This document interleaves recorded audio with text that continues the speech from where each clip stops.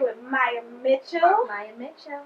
POSH is coming. POSH is coming. Tell us all about POSH and how you came up with the idea, who you collaborated with, everything. Okay, well, first of all, I came up with the name POSH. I looked up the definition, and it means elegant, classy, and grand.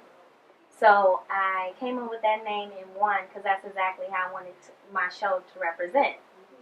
I collaborated with fashion because we're very fashion cautious out here, so I wanted to have something to present that. Then I collaborated with hair, and then because I'm a hairstylist myself, and then also by me practicing years ago, and still now to this day, being a makeup artist, I always realized when I did shows, they never acknowledged us as a makeup artist. So I wanted to have something where makeup artists can be on a platform and be acknowledged in what they can do, and I turned that into a competition. Wow, so we have hair, fashion, and a makeup competition all in one.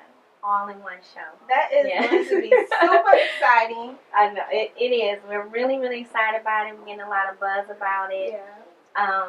We have fashion designers who are new. We also have fashion designers that are veterans.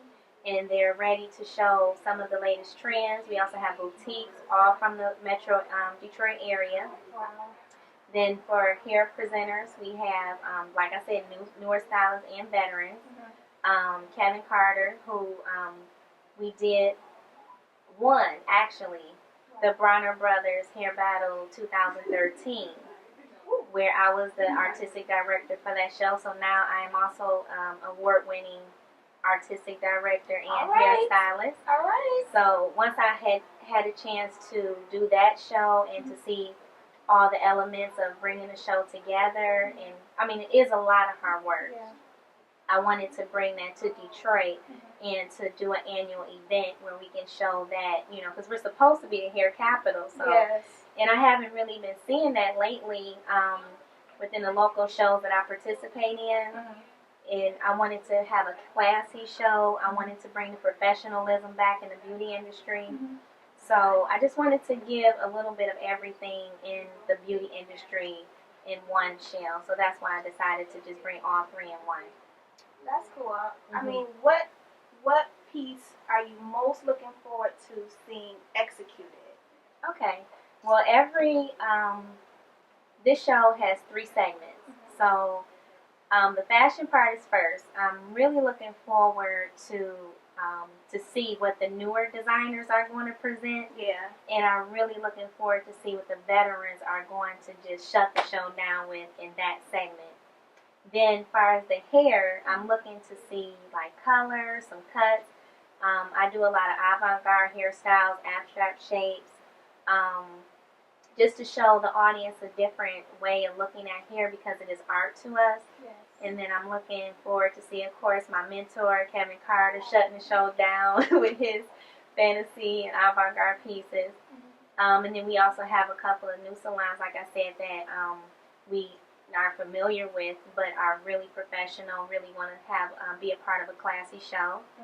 And then the makeup competition, these are, you know, artists that no one has really ever, you know, heard of, but they are really competitive. They're really excited about it.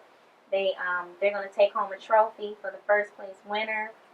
So they'll be the first makeup competitors to bring home number 1 first place winner in the beauty category, the bridal category, or the fantasy category. So we have 3 categories that we're picking from. And we have Talia Ashford, which is a local makeup artist who's really popular, and Tia Ball, who's also launching her lipstick line at the show. So it's a lot of things going on in the show that everybody can be excited about.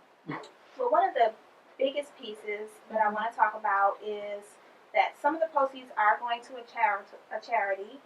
So let's talk about what you had in mind for your brand collaborating with a charity, and which charity it is, and why you chose that charity, and what's your goal in aligning your brand with charitable efforts. Okay. Well, one of the things when I first started planning the show, I always wanted to give back, and I always wanted to have it in line with a benefit. Like, why am I doing it? You know, of course, we all have our goals, but there are a lot of charities out here who no one knows about. They don't know how to participate. They don't have any information, and they really need to get out there. So I chose the Foundation of Cerebral Palsy because it's actually dear to my friend who had a son die of complications of cerebral palsy. Actually, it was Kevin Carter's grandson. Wow. And I always wanted to shed light on it because a lot of people have no idea what causes it, where they can help at. So every year, I said for the POSH show, by it being an annual event, I will pick a charity to give to and also collaborate with and to participate with the POSH show. So that's really important to give back. It is. I mean, because as we journey, we set our goals for ourselves. It's important that we realize we won't reach our goals unless we are giving back. Exactly. We have to be in a position. We are positioning ourselves to give back to others. So I really admire that, and I admire the fact that it is somebody that you work closely with. A lot of times, you know, we just go out and we're like, what do I care about? It wasn't about you. It's about somebody else. Yeah. And so that's so important. So kudos on that. I love that. So you've competed before. I have always been in a collaborative team. I have always been the person who was, like I stated, the artistic director, the person who lines up the models, you know, who gets them going and basically kind of planning the behind the scenes. And I've never competed. Oh, yes, I have. I'm sorry. I did compete, but I didn't win. Oh, well. Right. Shoot, I want to get that too. Right. Oh, no, never. Right. It was a little side one, but yeah, maybe in the near future I can say that I will go back out and compete. But for right now, I'm going to focus on like bringing the professionalism back. I'm also looking forward to opening up my own salon. And that's one of the I guess the goals for myself within this show, and doing a lot of things in the Metro Detroit area because we're still working on some things that you'll hear about later in the future that of course we're going to share with everybody. And so I, like I stated, as far as competing, maybe not right now, but in the near future. Okay, so how can everybody keep up with Miss Maya Mitchell and the plans you have for the future? Okay. Well, my website is MayaMitchell1, just the number 1.com, and it always has on events that's going on. Of course, my Instagram, which don't judge me by my Instagram because I'm not good with it yet. I'm gonna hire some. I have to hire. It's so easy. You just take a picture of the sky. I know. I'm so like. I feel like it takes so much of my day. I don't know why, but I'm going to actually hire somebody to do it for me. So I'm going to take pictures and stuff and say, here, you do it. Social media manager. Yes, definitely. So if you know of anybody, send them to me. And Maya_Mitchell in Instagram. And then my Facebook is Beauty Specialist 1 on Facebook. Okay, so how can we learn more about POSH? Okay, you can go to either website, MayaMitchell1.com, or you can go to MayaMitchellPosh.com, and that's spelled M-A-Y-A, Mitchell, M-I-T-C-H-E-L-L, Posh, P-O-S-H.com.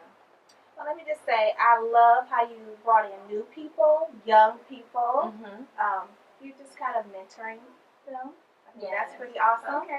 I love how you're still supporting and the seasoned veterans. That's important too. A lot of times you do your thing and you're relevant for so long, and then it feels like you just fall. You're like, dang, they just forgot all about me. So I admire you for that.